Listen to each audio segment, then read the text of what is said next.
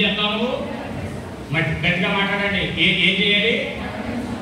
పలకండి అమ్మా. మొగుళ్ళు అందరూ చెప్పండి బాబా.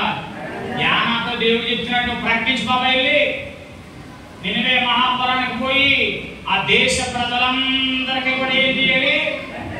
మరి మేమేం ప్రకటించమండి? ఉపాస కోటాలను ప్రకటించాం, ఇంకో మా ఊళ్ళని తీసుకొచ్చాం, ఇంకేం ప్రకటించాలి? క్రీస్తు గురించి ప్రకటించాలి. నువ్వు ఈ కోటాలు ఒక రోజు మనం చెప్పేస్తాం కాదు. ప్రతి ఆదివారం దేవుడి మందిరానికి తీసుకురావాలంటే నీ నోరు దేవుడి గురించి చెప్పకుండా ఉండకూడదు. హల్లెలూయా. చెప్తానే ఉండాలా.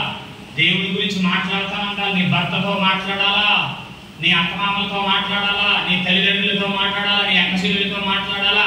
దేవుని గురించి, దేవుని గొప్పతనం గురించి, దేవుని వాక్యం గురించి ప్రకటించాలి. మనం పలకండి అందరూ కూడా.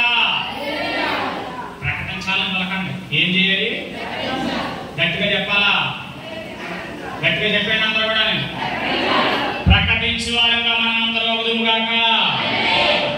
ఎప్పుడైతే ఈ రెండు కార్యక్రమాలు అంటే ప్రార్థించేవారు ఉంటారో, ప్రకటించేవారు ఉంటారో, మూడవదిగా తాత్కాలికంగా ప్రభు కార్యం జరిగిపోద్ది. ప్రభు కార్యం జరిగిపోయింది. అక్కడ 4వ అధ్యాయంలో రాజు ఎవరో నినివే పట్టణ రాజు సింహాసనం కిందకి దిగిపోయాడండి. గోనె పట్ట కట్టుకున్నాడండి. ఉపవాసం